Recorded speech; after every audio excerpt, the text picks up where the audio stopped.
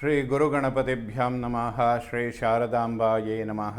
ಎಲ್ಲ ನನ್ನ ಆತ್ಮೀಯ ವೀಕ್ಷಕ ಬಂಧುಗಳಿಗೆ ನಮಸ್ಕಾರ. ವೀಕ್ಷಕರೇ, ಪರಾಭವ ನಾಮ ಸಂವತ್ಸರ, ದಕ್ಷಿಣಾಯಣ, ಗ್ರೀಷ್ಮ ಋತು, ಆಷಾಢ ಮಾಸ ಹಾಗೂ ವರ್ಷ ಋತು ಶ್ರಾವಣ ಮಾಸ, ಆಗಸ್ಟ್ ತಿಂಗಳ ಮಾಸ ಭವಿಷ್ಯಗಳನ್ನು ತಿಳ್ಕೊಳ್ಳೋಣ. ಆಗಸ್ಟ್ 1ನೇ ತಾರೀಕು ಶುಕ್ರ ಕನ್ಯಾ ರಾಶಿಯನ್ನು ಪ್ರವೇಶ ಮಾಡ್ತಾನೆ. ಆಗಸ್ಟ್ 2ನೇ ತಾರೀಕು ಬುಧ ಮಿಥುನ ರಾಶಿಯನ್ನು ಪ್ರವೇಶ ಮಾಡ್ತಾನೆ. ಅದೇ ರೀತಿಯಲ್ಲಿ ಆಗಸ್ಟ್ 5ನೇ ತಾರೀಕು ಬುಧ ಕರ್ಕಾಟಕ ರಾಶಿಯನ್ನು ಪ್ರವೇಶ ಮಾಡ್ತಾನೆ. ಆಗಸ್ಟ್ 17ನೇ ತಾರೀಕು ಸೂರ್ಯ ಸಿಂಹ ರಾಶಿಯನ್ನು ಪ್ರವೇಶ ಮಾಡ್ತಾನೆ. ಆಗಸ್ಟ್ 22ನೇ ತಾರೀಕು ಬುಧ ಮತ್ತೊಮ್ಮೆ ಕರ್ಕಾಟಕ ರಾಶಿಯಿಂದ ಸಿಂಹ ರಾಶಿಯನ್ನು ಪ್ರವೇಶ ಮಾಡ್ತಾನೆ. ಈ ಎಲ್ಲ ಗ್ರಹಗಳ ಪರಿವರ್ತನೆ ಅನ್ನುವಂಥದ್ದು ಆಗಸ್ಟ್ ತಿಂಗಳಲ್ಲಿ ನಡೆಯುವಂಥದ್ದಿರುತ್ತೆ. ಆಗಸ್ಟ್ 12ನೇ ತಾರೀಕಿನ ತನಕ ಆಷಾಢ ಮಾಸ, ಆಗಸ್ಟ್ 13ರಿಂದ ಶ್ರಾವಣ ಮಾಸ ಪ್ರಾರಂಭ ಆಗುತ್ತೆ. 12ನೇ ತಾರೀಕು ಅಮಾವಾಸ್ಯೆಯ ದಿವಸ ಕೇತುಗ್ರಸ್ತ ಸೂರ್ಯಗ್ರಹಣ ಅನ್ನುವಂಥದ್ದು ಸಂಭವಿಸುತ್ತೆ. ಭಾರತದಲ್ಲಿ ಗೋಚರದಲ್ಲಿ ಇಲ್ಲದ ಕಾರಣ ಗ್ರಹಣ ಆಚರಣೆ ಅನ್ನುವಂಥದ್ದು ಇರೋದಿಲ್ಲ. ಇನ್ನು ಶ್ರಾವಣ ಮಾಸದಲ್ಲಿ ಬರುವಂತಹ ವಿಶೇಷವಾದ ಹಬ್ಬಗಳು ಅಂತ ಹೇಳಿದರೆ 17ನೇ ತಾರೀಕು ನಾಗರ ಪಂಚಮಿ, ನಾಗದೇವತೆಯನ್ನು ಆರಾಧಿಸುವಂತಹ ಒಂದು ಪರ್ವಕಾಲ. ಎಲ್ಲರಿಗೂ ಕೂಡ ಜಾತಕದಲ್ಲಿ ಬರುವಂತಹ ಸರ್ಪದೋಷಗಳ ತೀವ್ರತೆಗಳನ್ನು ಕಡಿಮೆ ಮಾಡಿಕೊಳ್ಳೋದಕ್ಕೆ, ವರ್ಷಪೂರ್ತಿ ಆ ದೇವತೆಯ ಅನುಗ್ರಹ ಪಡೆಯೋದಕ್ಕೆ ಬಹಳ ಉತ್ತಮವಾದಂತಹ ಸಮಯ. ಇಂತಹ ಸಮಯಗಳಲ್ಲಿ ಆ ದೇವತೆಯ ಆರಾಧನೆ ಮಾಡೋದರಿಂದ ದೈವ ಕೃಪೆಯುಂಟಾಗುತ್ತೆ ಅಂತ ಕೂಡ ಹೇಳ್ಬೋದು. ಆಗಸ್ಟ್ 21ನೇ ತಾರೀಕು ಬಹಳ ವಿಶೇಷವಾಗಿ ವರಮಹಾಲಕ್ಷ್ಮಿ ವ್ರತಾಚರಣೆ ಮಾಡುವಂತಹ ದಿವಸ. ಎಲ್ಲರೂ ಕೂಡ ಆ ಮಹಾಲಕ್ಷ್ಮಿಯ ಅನುಗ್ರಹಕ್ಕೆ ಪಾತ್ರರಾಗಿ ವ್ರತವನ್ನು ಆಚರಣೆಯನ್ನು ಮಾಡಿ ಅಂತ ಹೇಳ್ತಾ, ಇಂತಹ ಪರ್ವಕಾಲದಲ್ಲಿ ದೈವ ಕೃಪೆಗೆ ಪಾತ್ರರಾಗೋದಕ್ಕೆ ಇದು ಒಂದು ಉತ್ತಮವಾದಂತಹ ಸಮಯ. ಆಗಸ್ಟ್ 25ನೇ ತಾರೀಕು ಅಂಗಾರಕ ಜಯಂತಿ, ಕುಜದೋಷಗಳನ್ನು ಪರಿಹಾರ ಮಾಡಿಕೊಳ್ಳೋದಕ್ಕೆ ಬಹಳ ಉತ್ತಮವಾದಂತಹ ಸಮಯ. ಹೆಚ್ಚಿನದಾಗಿ ಎಲ್ಲರ ಜಾತಕದಲ್ಲಿಯೂ ಕೂಡ ಸಮಸ್ಯೆಗಳು ಉಂಟಾಗುವಂಥದ್ದು ಕುಜದೋಷದಿಂದ. ಇದಕ್ಕೆ ಪರಿಹಾರಕ್ಕೆ ಅಂತಲೇ ಬರುವಂತಹ ಶುಭ ಸಮಯ ಇದು. ಅಂಗಾರಕ ಜಯಂತಿಯ ದಿವಸ ಕುಜನಿಗೆ ಅರ್ಚನೆ, ತೊಗರಿಬೇಳೆ ದಾನ ಮಾಡುವಂಥದ್ದು, ಇವೆಲ್ಲ ಸರಳವಾದ ಅತಿ ಉತ್ತಮವಾದಂತಹ ಪರಿಹಾರಗಳು ಆಗಿರುತ್ತೆ. ಇನ್ನು ಆಗಸ್ಟ್ 26ನೇ ತಾರೀಕು ಋಗ್ವೇದಿಗಳು ಉಪಕರ್ಮ ಮಾಡಿಕೊಳ್ಳುವಂತಹ ದಿವಸ. 27ನೇ ತಾರೀಕು ಯಜುರ್ ಉಪಕರ್ಮ. ಈ ಎಲ್ಲ ಶ್ರಾವಣ ಮಾಸದಲ್ಲಿ ಬರುವಂತಹ ಒಂದು ಪರ್ವಕಾಲಗಳು. ಇನ್ನು ಈ ಎಲ್ಲ ಬದಲಾಗುವಂತಹ ಗ್ರಹಗಳಿಂದ ಆಗಸ್ಟ್ ತಿಂಗಳಲ್ಲಿ ಮೀನರಾಶಿಯವರ ಮಾಸ ಭವಿಷ್ಯ ಹೇಗಿರುತ್ತೆ ಅಂತ ನೋಡೋಣ. ಮೀನರಾಶಿಯವರಿಗೆ 7.5 ಅನ್ನುವಂಥದ್ದು ಮಧ್ಯಭಾಗದಲ್ಲಿದೆ. ಆದರೂ ಕೂಡ ಗುರುಬಲ ಅನ್ನುವಂಥದ್ದು ಒಂದು ಉತ್ತಮ ಸ್ಥಿತಿಯಲ್ಲಿದೆ. ಗುರುವಿನ ನೇರ ಅನುಗ್ರಹ, ಕೃಪೆ ಅನ್ನುವಂಥದ್ದು ಮೀನರಾಶಿಯವರಿಗೆ ಬಹಳ ಉತ್ತಮ ಸ್ಥಿತಿಯಲ್ಲಿರೋದರಿಂದ 7.5 ಪ್ರಭಾವಗಳನ್ನು ಕಡಿಮೆ ಮಾಡಿಕೊಳ್ಳೋದಕ್ಕೆ ಸಾಧ್ಯ ಆಗುತ್ತೆ. ಸೊ ಈ ಒಂದು ಗುರುಬಲದಲ್ಲಿ ವಿಶೇಷವಾಗಿ ಹಣಕಾಸಿನ ಅಭಿವೃದ್ಧಿ, ಉದ್ಯೋಗದ ಅಭಿವೃದ್ಧಿಗಳು, ವಿವಾಹ, ಇಂತಹ ಮಂಗಳ ಕಾರ್ಯಗಳು ಮತ್ತು ಸಂತಾನ, ಇಂತಹ ವಿಚಾರಗಳಿಗೆ ಮೀನರಾಶಿಯವರಿಗೆ ಈ ಗುರುಬಲ ಖಂಡಿತವಾಗಲೂ ಅನುಕೂಲಗಳನ್ನು ಮಾಡಿಕೊಡುತ್ತೆ.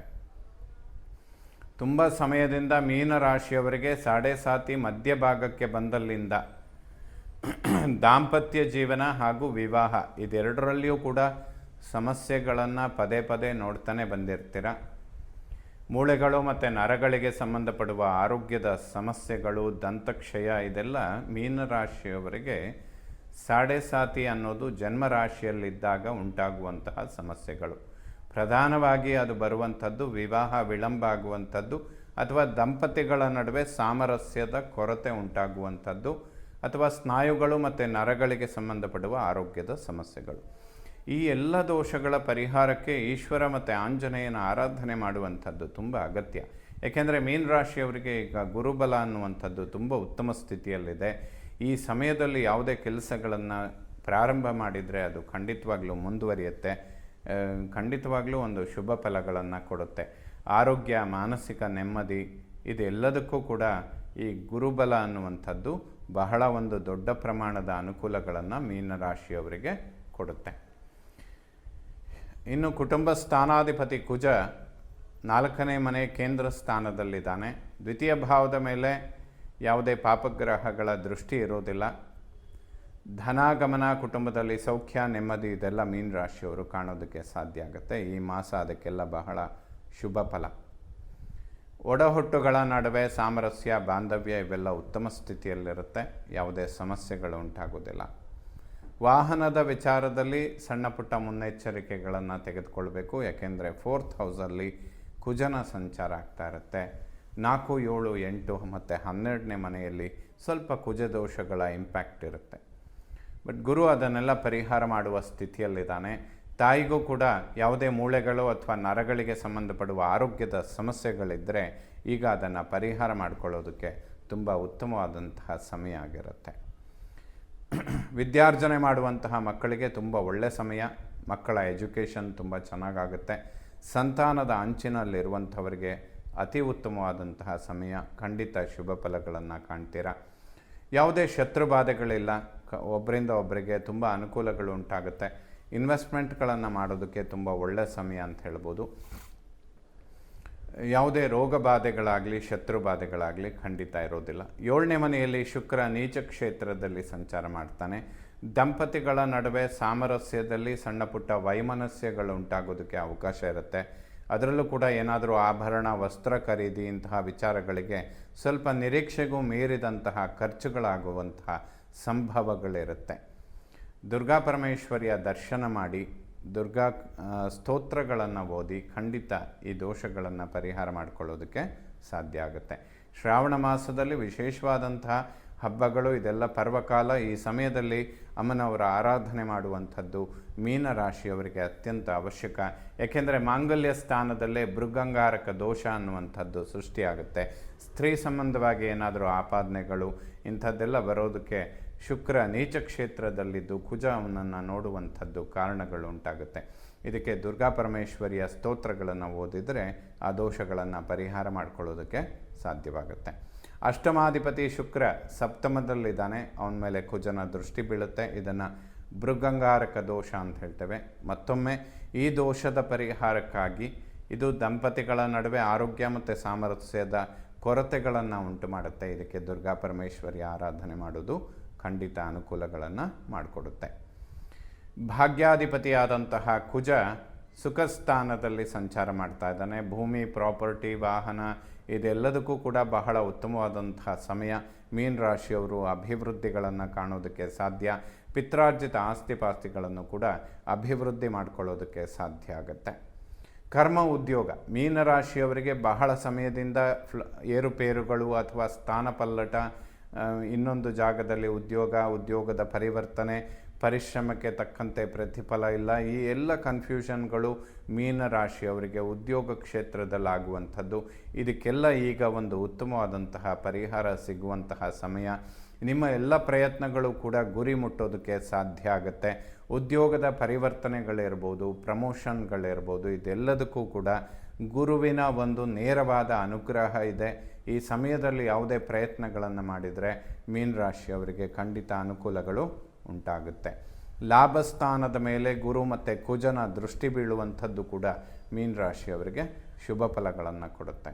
ಹಾಗಾಗಿ ಬಹಳ ಸಮಯದಿಂದ ನಿರೀಕ್ಷೆ ಇರುವಂತಹ ಕೆಲಸಗಳು ಕಂಪ್ಲೀಟ್ ಆಗೋದಕ್ಕೆ ಇದು ಒಂದು ಉತ್ತಮವಾದಂತಹ ಸಮಯ. ಮೀನರಾಶಿಯವರಿಗೆ ಆಲ್ಮೋಸ್ಟ್ ಈ ಒಂದು ಗುರುಬಲ ಅನಿರೀಕ್ಷಿತವಾಗಿ ಅನುಕೂಲಗಳನ್ನೇ ಮಾಡಿಕೊಡುತ್ತೆ ಅಂತ ಕೂಡ ಹೇಳ್ಬೋದು. ವ್ಯಯಸ್ಥಾನದಲ್ಲಿ ರಾಹು, ಗುರು ಚಾಂಡಾಲ ಯೋಗ ಅಥವಾ ರಾಹು 12ನೇ ಮನೆಯಲ್ಲಿರುವಂಥದ್ದು ಸ್ವಲ್ಪ ದೇವತಾ ಕಾರ್ಯಗಳ ಬಗ್ಗೆ ಆಸಕ್ತಿಗಳನ್ನು ಮೂಡಿಸ್ಕೊಂಡು ಗುರು ಉಚ್ಚ ಕ್ಷೇತ್ರದಲ್ಲಿರುವ ಗುರುತರವಾದ ಕರ್ಮಗಳನ್ನು ಮಾಡಿದಾಗ ಗುರು ತೃಪ್ತನಾಗ್ತಾನೆ. ರಾಹು ಕೂಡ ಚಾಂಡಾಲನಾದಂತಹ ರಾಹು ಕೂಡ ಕೋದಂಡನಾಗೋದಕ್ಕೆ ಸಾಧ್ಯವಾಗುತ್ತೆ. ದೇವತಾ ಕಾರ್ಯಗಳನ್ನು ಮಾಡುವಂಥದ್ದು, ದೇವರ ದರ್ಶನವನ್ನು ಮಾಡುವಂಥದ್ದು, ಅಮ್ಮನವರ ದರ್ಶನ ಮಾಡುವಂಥದ್ದು, ಅಶ್ವತ್ಥ ಪ್ರದಕ್ಷಿಣೆ, ಗುರುಗಳ ದರ್ಶನ, ದತ್ತಾತ್ರೇಯರಿಗೆ ಸಂಬಂಧಪಡುವ ಸ್ತೋತ್ರಗಳು ಇವೆಲ್ಲ ದೋಷ ಪರಿಹಾರಕ್ಕೆ ಅಂತಲೇ ಅಲ್ಲ, ಮೀನರಾಶಿಯವರಿಗೆ ಈ ಒಂದು ಶಾರ್ಟ್ ಟೈಮಲ್ಲಿ ಅಂದರೆ ಅಕ್ಟೋಬರ್ ತನಕ ಈ ಗುರುಬಲ ಇರುತ್ತೆ. ಈ ಸಮಯದಲ್ಲಿ ಸ್ವಲ್ಪ ಪುಣ್ಯದ ಕೆಲಸಗಳನ್ನು ಮಾಡಿದರೆ ಆ ಗುರು ಇನ್ನೂ ಹೆಚ್ಚಿನ ಅನುಕೂಲಗಳನ್ನು ಮಾಡಿಕೊಡೋದಕ್ಕೆ ಸಾಧ್ಯವಾಗುತ್ತೆ. ಸೊ ಆಗಸ್ಟ್ ತಿಂಗಳಲ್ಲಿ ಎಲ್ಲ ನವಗ್ರಹಗಳು ಕೂಡ ಮೀನ ರಾಶಿಯವರಿಗೆ ಶುಭ ಫಲಗಳನ್ನೇ ಕೊಡಲಿ. ಶ್ರೀ ಶಾರದಾ ಪರಮೇಶ್ವರಿಯ ಸಂಪೂರ್ಣ ಅನುಗ್ರಹ ಎಲ್ಲ ನನ್ನ ವೀಕ್ಷಕ ಬಂಧುಗಳ ಮೇಲಿರಲಿ. ಶುಭವಾಗಲಿ ವೀಕ್ಷಕರು.